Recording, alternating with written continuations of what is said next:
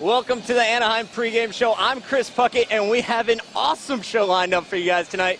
I'll be talking to D-Mac and Nexie, my MLG experts. We'll be talking about the Friday night kickoff matches coming up. I'll also be talking to Naded, one of the most explosive players in Halo history. He's a member of Team Carbon, and at the end of the show, I'll be talking to Fear itself, the newest member of Instinct, and we have a special treat. There's a very special Soldier Boy in the building tonight. It's all getting started, but right now, it's time to check out the team changes that occurred between Dallas and now. Julie, what's up? Hey, what's up, guys? Julie here from the Old Spice Report. With just 2 events left in the season, our Pro Halo 3 teams had one last opportunity to make roster changes. Instinct made the first move by replacing Ghost-Ayami with Fear itself from Final Boss. Final Boss picked up Soviet from Believe the Hype. And after an event with Status Quo, Clutch rejoins his former team. Ghost-Ayami took Legend's place on Classic, and Legend became the newest member on 7th-seeded Status Quo. Sugars Down, Straight Rippin', and Carbon are all keeping the same rosters. Well, that's going to do it for our Anaheim team changes. Puckett, back to you. All right, thanks, Julie. Gosh, I love working with her. Guys, right now I am joined by my good buddies, Nexie, D-Mac. Guys, welcome to the show. Always good. Lots to talk about here in Anaheim. Let's kick it off by talking about who made the best team change here, who benefited most coming out of Dallas with the team changes. Well, when I think you look at the team changes, Dre, I don't know if you would agree, I would have to say Classic. Now, when you look at Classic, they lose a player in Legend who, yes, was the most positive player on their team, but they replaced him with a perennial all-star, someone who's been around the block, who's won championships in Ghost-Ayami.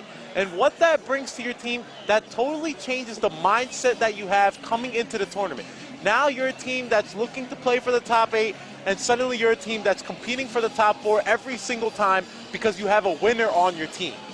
That's what's going to happen. I like it. I like it. Now, Nexie, tell me, who do you think benefited most here coming out of Dallas with the team changes? Yeah, the teams who benefited most out of the team changes are the teams that didn't make a change at all. Obviously. Obviously, right? I mean, they're going to continue on what they're working on, and now all these new teams, they're coming in with new rosters. They're starting from fresh. And the next event's the finals. If it doesn't work this tournament with your new team, guess what? You're stuck with them. All right, well, I wouldn't have made some team changes, but they did. Now, let's talk about the individual team changes here. We have the first one. We got to look at Instinct. Instinct, after beating Straight Rippin' for the first time, they take out Ghost-Ayami from the roster, and they add Fear itself from Final Boss. D-Mac, I know you don't like this move. Talk to me a little bit about this. Oh, I don't like the move at all. The reason is, here you come into the tournament, you beat Classic for the first time this season, then you beat Straight Rippin' for the first time in your history. This is Neighbor's first time beating Straight Rippin' as a player.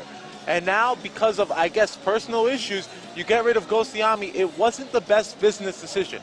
Yes, you pick up a player in Fear itself who's played with Roy and Lunchbox in the past, but he hasn't beaten a top team all season long. Fear itself has not looked like the player that we saw last season, so why are we going to expect him to turn it up now? Yeah, Fear itself coming off a Final Boss. I mean, while Instinct's competing for top 3, Final Boss, where Fear itself is coming from, hasn't beat a team within seeded within the top 5 this entire season. That's a good stat. I mean, they beat 6-seeded Believe the Hype, but besides that, they haven't beaten a top team like you were saying. When you're competing for top 3, how are you going to pick up Fear itself? All right. So Fear itself, you know, I don't think it was a smart decision to drop Ghost, but they did it. We're going to see how they play out. I can't wait to talk to the guy later. He seems really excited, and Neighbor's confident with his play style. But now let's look at Final Boss. Final Boss, they just lost Fear itself. They found themselves without a fourth, and they had some options here. Lots of free agents around.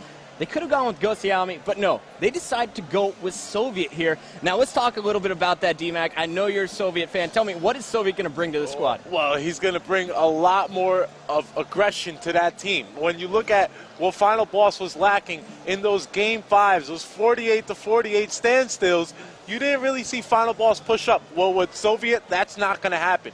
With Soviet, you're going to improve on your objective game. You're going to improve on your slaying ability. However, you had choices of Makio out there. You had choices of Ghost-Ayami out there. Some players that were more polished than Soviet. Soviet hasn't showed up in tournament time yet. What is to say that he's finally going to show up and show up to his potential? And you said they'll sit back at 48-48. Well, in the beginning of the game, even with 2 minutes gone by on Pit TS against a team in the top, like, not even the top 8, it's 2-1 with Final Boss losing. They're willing to sit in the beginning of the game. They're willing to sit at the end of the game. Well, I'll tell you what, Nexie, I hear you there, and Final Boss's play style used to be like that. I think with Soviet now, he's going to lead a charge, and the rest of the team is going to have to chase after him. And to be honest, I think this is the change Final Boss needs, because Ogre 2 was once the most feared player in all of Halo. No one wanted to get in a battle with him. Now when he's sitting back with the rest of his squad, people are seeing him as an easy target. I think an aggressive Ogre 2 and an aggressive strong side combined with the Soviet and Victory to support you, it's going to be pretty incredible this event. Speaking of Ogre 2, one thing about Ogre 2, it's his first event playing on Bumper Jumper ever. I'm excited because he's played on default the whole time since Halo 3 has come out. Finally playing on Bumper Jumper. We're going to see his up-close game improve a lot. Ogre 2 might be a different player this event. I mean, the team's making changes, but I think they needed to make the changes. They were forced to make these changes. I don't know if Soviet was their first pick. The way I feel, you never know what you're going to get with Soviet. Sure, he placed second in Toronto last year and second in the national championship, but what has he done since? Why did Final Boss pick him up? They're going to be the most unpredictable team going into this event. Exactly. They could place first or they could place 8th. It's just a matter of tournament time. All right, well, guys, let's now move on to the Friday night kickoff discussion. I'm pumped for these matches, guys. We're on the West Coast, the early show. Now let's check it out. First matchup, Dynasty, your number 9, the young guns who have been taking out the big names, versus Believe the Hype, the number 8 seed who just got Clutch back, and they made a few other roster swaps there. What do you guys expect to see here in this first matchup? I think it's going to be pretty close. When you're looking at Dynasty, you were definitely impressed last event, and now they pick up 2 players in a Pure Gangster who really impressed me in Dallas. When I looked at what a Pure Gangster did, he took Under the Influence to the top 8. And then you have another player in Tzatziki who is a polished player on Ambush. He's been playing top 8 consistently for a long time now. You're bringing some experience and some slaying power to the team, definitely an improvement. Now on the other side, when you're looking at Believe the Hype, you lose a player in Soviet and you pick up Clutch, who personally hasn't really impressed me since the opener of the season. It's going to be interesting to see whether Believe the Hype improve, but I know Dynasty improved. All right, now let me get your prediction before I throw it to Nexy. First series, what's it going to be? I'm going to say 3-2 Dynasty. I think this one goes a long way, and we see the upset. All right, I just watched Believe the Hype play over here. Nexy, talk to me. I see that big smile on your face. What can we expect to see out of Believe the Hype in this first match? You're going to see a lot of Believe the Hype, but I got to say, I like Dynasty. I like Dynasty last event, but guess what? They're a new team. Last event, they really showed a teamwork that a top 8 team should have. Some of the best teamwork in the entire tournament, but they're a new team. Believe the Hype's also a new team, but they have Maniac. Maniac, you guys know. I mean, he has his on days, he has his off days. But when he's on, the kid's lethal. He's going to win games for you. And with that team, Clutch, I mean, he's all about confidence. When this kid's confident, when that entire team's confident, they win series. Look what they did at Meadowlands at the opener, right? You got Maniac. These guys are beating Sugars down online. I was just watching them beat Instinct in a warm-up game. These guys are confident. You really think Dynasty can stop a confident Believe the Hype? The best player in that series is Demon D. Without a doubt, Demon D is very impressive in this game. However, I like the 4-man squad that Dynasty puts together. I think it's very impressive. It's the Believe the Hype from Meadowlands plus Maniac. Dynasty's not beating that. This was a toss-up, but guys, you're both going to owe me $5 after this one. I'm calling it. Ready? What do you call it? 3-0 sweep, Believe the Hype over Dynasty. I just watched them warm up against Instinct. Yeah, they're hot right now. They're beating Instinct right there. It's going to be dirty. But now let's go talk about the second matchup. I expect this one to be a little bit sloppy as well. Well, actually, really exciting. Carbon versus The Influence. Carbon immediately becomes fan favorites after their last event. That Shockwave, Walshy, naded on the squad, and you got Defy. Big names now.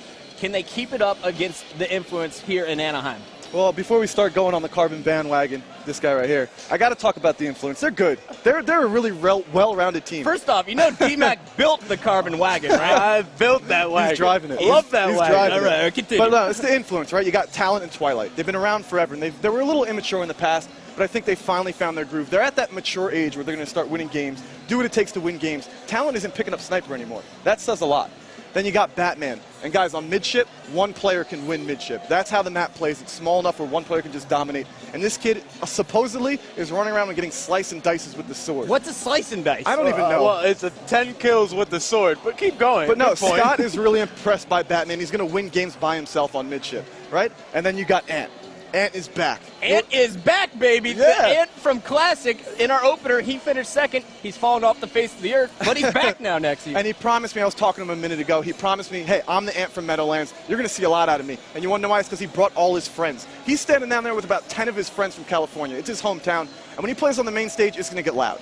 Well, I agree with you. Under the Influence has definitely improved. But then you look at the other side of who they're playing. They're playing Carbon, a team who 3-0 straight ripping, beat Instinct, and beat Final Boss in the very same tournament. They came out and dominated. I'm sorry. Under the Influence, I believe you're a great team, but you have no chance round one against Carbon. This team is going to come out firing on all fours, and we are going to see the best of Nated. Yeah. I know that's hard to believe. I watched the last tournament too, but we're going to see the best of this man. I talked to him before the event. He said he's been shooting the best that he's ever shot. These guys are on point right now. I expect another second place finish. No team here can beat Carbon unless you have an answer for Nated. Plain and simple. All right, well, speaking of Nated, guys, we're going to a quick commercial break, but when we come back, Nated is joining the pregame show. Stay tuned.